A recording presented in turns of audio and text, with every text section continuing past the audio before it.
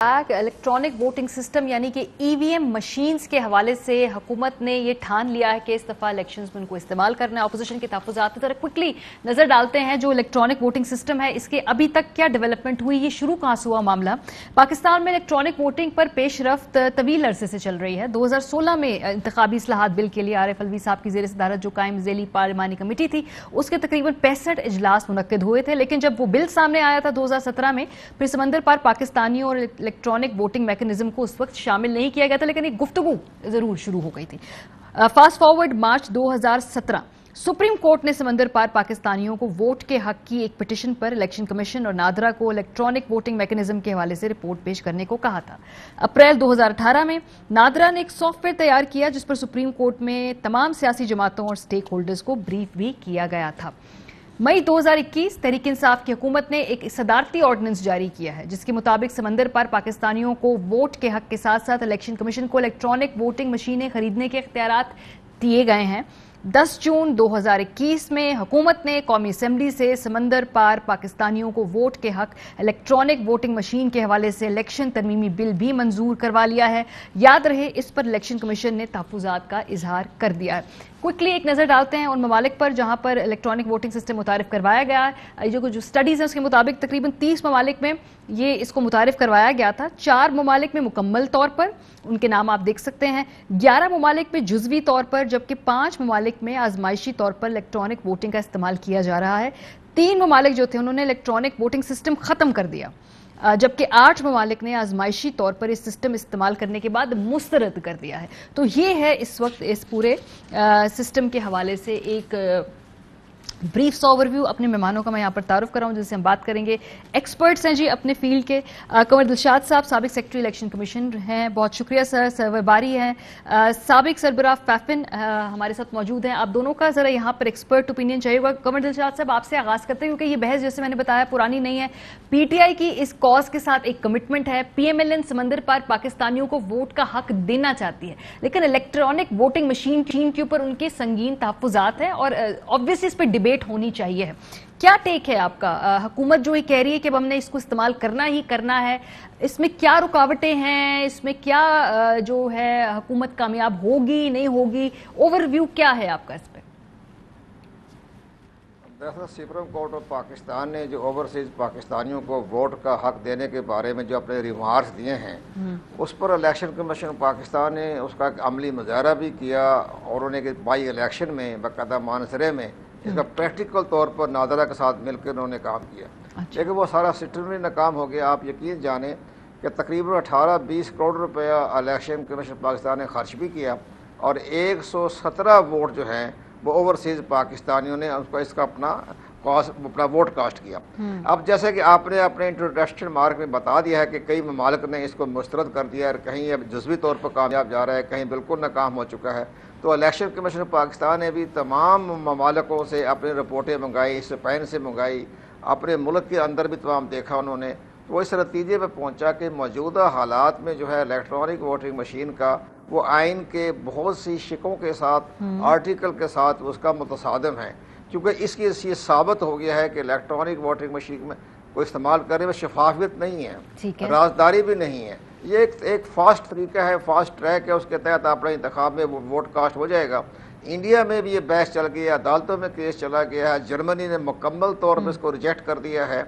ये एक छोटा सा जुज़वी तौर पर फिलिपाइन में ये सिस्टम चल रहा है, लेकिन वहाँ भी हमारे सदर साहब जो थे, अब तो प्रेसिडेंट हैं, ऐसे लीडर ऑफ द अपोजिशन, उन्होंने विजिट किया, दौरा किया, देखा, तो उनके साथ मुशाहिद हुसैन सैयद भी थे। सब लोगों ने इसको पाकिस्तान के लिए नाकाबिल अमल करार दिया। अच्छा। अब इसके तमाम सूरत हाल को देखते हुए हुकूमत पाकिस्तान ने जो एक ऑर्डिनेंस के जरिए किया है, तो इलेक्शन कमीशन पाकिस्तान का कहना यह है कि आइन के आर्टिकल 226 और 218 और 219 के साथ मुतसादिम है।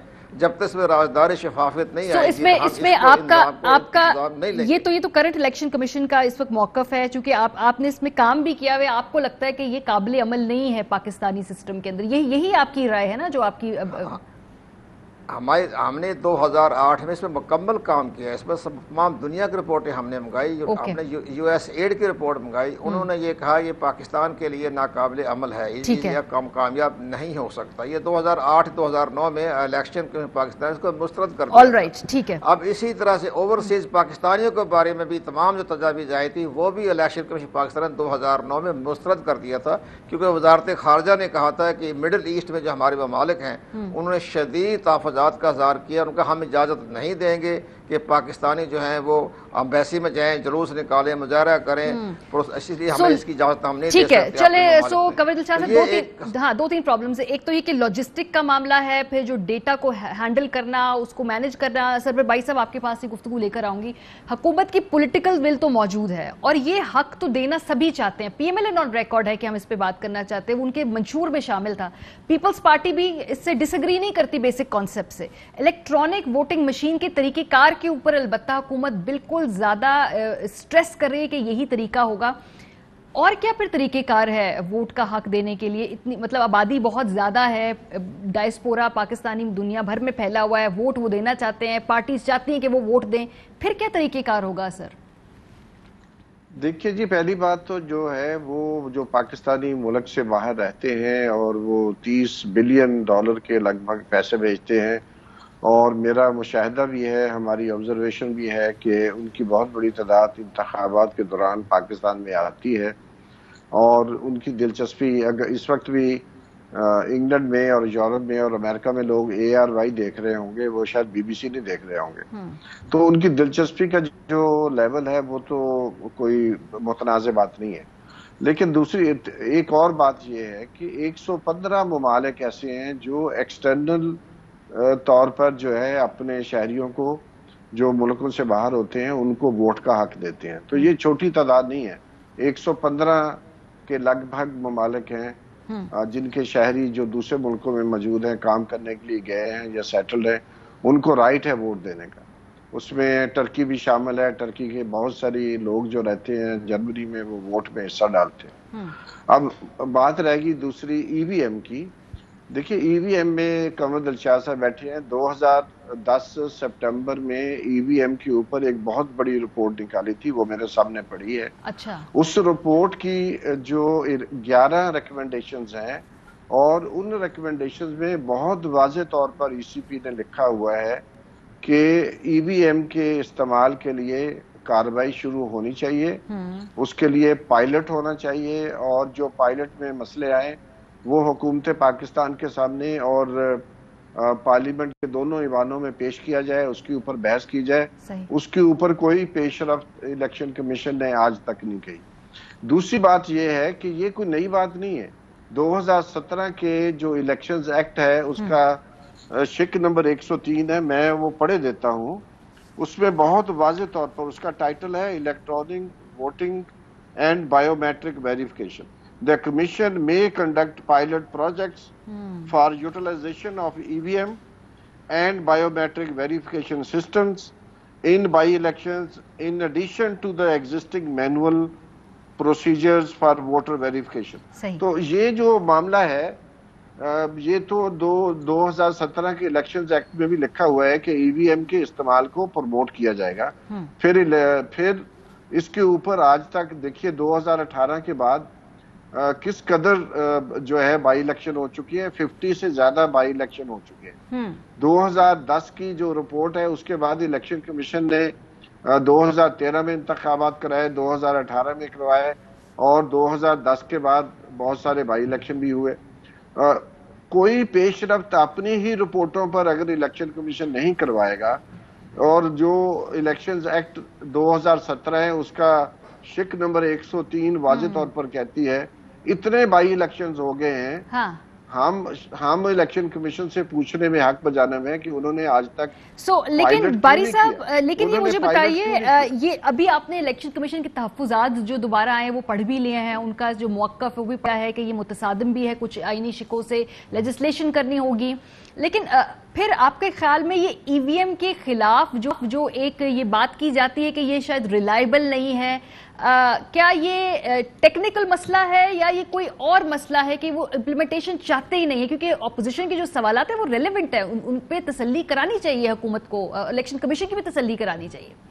دیکھیے اگر تو ہمارا جو ایکٹ ہے وہ بہت واضح طور پر کہتا ہے، الیکشن کمیشن کی ذمہ داری لگاتا ہے، اور 2010 کی الیکشن کمیشن کی اپنی رپورٹ کی ریکمنڈیشنز ہیں کہ اس کو انٹروڈیوس کرے، لیکن اس کے باوجود میرا ذاتی نقطہ نظر یہ ہے کہ ای وی ایم کا استعمال جس طرح اس وقت کہا جا رہا ہے وہ واضح نہیں ہے۔ دوسری بات، الیکشن کمیشن کے جو تحفظات ہم اخبارات میں پڑھ رہے ہیں ان میں کوئی ڈیٹیلز نہیں ہے کہ کون کس طرح ای وی ایم کا جو استعمال ہے یا باقی جو ٹیکنالوجی کا استعمال ہے کس طرح جو ہے الیکشن کمیشن کی پاورز کو باقیوں کو ایفیکٹ کرے گا۔ صرف نادرا کو دے دیے ہیں وہ جو محض یہ کہہ دینا کہ الیکشن جو ہے وہ ٹرانسپیرنٹ نہیں ہوں گے، باقی یہ کافی نہیں ہے۔ بحث کو زیادہ انفارمڈ بنانے کی ضرورت ہے، اس کی تفصیلات سامنے لانے کی بات ہے۔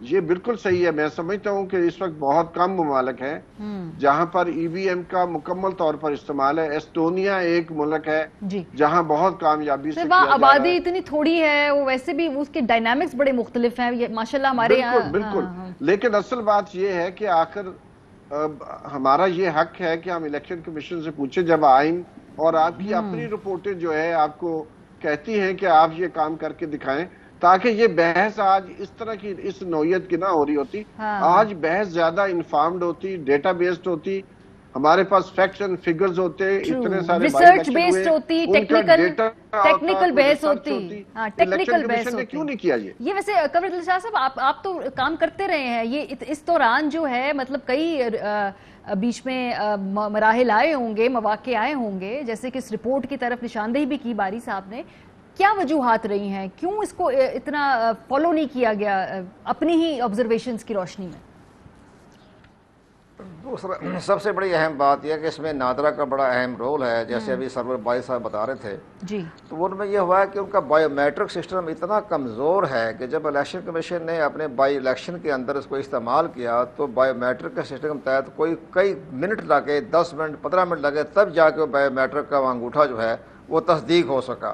اب اگر یہ الیکٹرانک ووٹنگ مشین میں جب باقاعدہ انگوٹھا تھم امپریشن کا جو ہونی ہے کاروائی، اس پہ کئی گھنٹے لگ جائیں گے، پولنگ رک جائے گی، صحیح لوگوں کو ووٹ کاسٹ نہیں کر سکیں گے۔ ہمارے ملک میں ناخواندگی بہت زیادہ ہے، تقریباً 50-60% جو ہے ناخواندگی میں آتے ہیں، تو وہ سارا سسٹم جو ہے فلاپ ہونے کا اس لیے امکان ہے۔ اس میں ہمارے پاس وقت نہیں تھا کہ ہم اس کو بہتر کر سکیں، کسی چھوٹے لیول پہ پہلے آزما لیں، کوئی بار کے الیکشنز ہو، کوئی لوکل باڈی الیکشنز ہو، اور اس کو بہتر کر لیں۔ بہتری کی تو گنجائش اور مواقع رہتے ہیں نا، بہتری کے بارے میں ہم کیوں نہیں سوچ رہے؟ بہتری کی گنجائش ایک ہو سکتی ہے کہ اس وقت فلپائن کا سسٹم کچھ بہتر جا رہا ہے۔ میری جو چند روز پہلے جو صدر مملکت سے ملاقات ہوئی تو انہوں نے فلپائن کا ذکر کیا، تو میں نے بھی ذکر کیا جی، میں نے بھی 2006 میں فلپائن کا دورہ کیا تھا، تو ہم نے بھی الیکٹرانک ووٹنگ مشین دیکھی تھی۔ انہوں نے کہا جی ہم نے بھی دیکھی، ہم نے بہت سی چیزیں بے اعتبار تھا، بہت سے ناقابل فہم باتیں بھی تھیں، مشاہد سید نے اس کی مخالفت بھی کی، تو ہماری خواہش یہ ہے ایک چیف الیکشن کمیشن پاکستان کی سربراہی میں ایک وفد فلپائن بھیج دیں۔ صدر مملکت بھی فلپائن کے الیکٹرانک ووٹنگ مشین سے بڑے متاثر ہیں، تو ایک وفد جائے وہاں دیکھ آئیں، سسٹم کو دیکھ لیں، اگر وہ پریکٹیکیبل ہے تو عمل کرنے میں کوئی حرج نہیں، قانون سازی ہو سکتی ہے اس کے اوپر۔ تو ہماری خواہش یہ ہے کہ الیکشن کمیشن پاکستان کو آن بورڈ کرے۔ پرائم منسٹر پاکستان کو نہیں چاہیے کہ اس کی خوبیاں بیان کرتے جائیں، یہ ان کا سٹیٹس نہیں ہے، ان کا معیار نہیں ہے، وہ پرائم منسٹر پاکستان ہے، سر ان کا وہ کاز ہے نا، انہوں نے وعدہ کیا ہوا ہے، انہوں نے وعدہ کیا ہوا اپنے ووٹر سے، ان کے سیاسی دیکھیے کچھ سیاسی بھی پوزیشننگ بھی ہوتی ہے نا، یہ سیاسی پوزیشننگ وعدہ تو انہوں نے 1 کروڑ وعدہ تو 1 کروڑ لوگوں کو ملازمت دینے کا بھی کیا جی باری صاحب ڈیم لگانے کا ہی وعدہ کیا ہوا ہے۔ ہاں بے شک سیاسی وعدے پریکٹیکل دیکھنا ہوتا ہے۔ جی باری صاحب، جی باری صاحب، جی دیکھیں یہ جو ہمیں پہلے ایک ہائیبرڈ سسٹم انٹروڈیوس کرنے کی ضرورت ہے، جو آنے والے بائی الیکشنز ہیں جی یا جو ہیں اگر موک الیکشنز کروائے جا سکتے ہیں، مثلا ہم اے ٹی ایم مشین سے پیسے نکالتے ہیں تو ہمیں ایک سلپ مل جاتی ہے، اس سلپ میں لکھا ہوتا ہے کہ کتنے پیسے آپ کے اکاؤنٹ پہ باقی پڑے ہیں اور کتنے آپ نے نکالے ہیں۔ صحیح۔ تو میرا اپنا خیال ہے کہ ایک ایسی الیکٹرانک ووٹنگ مشین انٹروڈیوس کی جا سکتی ہے جس میں بیلٹ پیپر پروڈیوس ہو اور ووٹر اس بیلٹ پیپر کو ویریفائی کرے بائی چیکنگ اٹ، اور اس کے بعد اس کو ڈبے میں ڈال دے. تو میرا اپنا خیال ہے، اور وہی جو مشین ہے وہ پھر کاؤنٹنگ کرے. اگر ووٹر کو یہ نظر آتا ہے کہ جس شخص کو اس نے ووٹ دیا تھا جو پیپر نکل کے آیا ہے وہ اس کے نام کا نہیں ہے، تو وہ اس کو چیلنج کر دے، پریزائڈنگ افسر کے پاس لے کر آ سکتا ہے. لیکن اصل بات میں سمجھتا ہوں کہ جو 103 شک ہے الیکشنز ایکٹ کی، اس کے مطابق الیکشن کمیشن نے آخر آج تک کوئی پائلٹ کیوں نہیں کیا؟ Very important question sir, very important question, very important question, اس پہ ہم مزید بحث کریں گے. بڑی ایکسرسائز کی اور اس کے باوجود کوئی ای وی ایم کا استعمال نہیں کیا گیا. آج ہمارے پاس بہت سارا ڈیٹا ہوتا ہے، ہم اس کی ڈیٹے کی بیس پر آج ویل پوائنٹڈ آؤٹ سر، بالکل صحیح بات کر رہے ہیں، بالکل صحیح بات کر رہے ہیں. اسی آگے آنے والے پروگرام میں اس بحث کو اٹھائے رکھیں گے.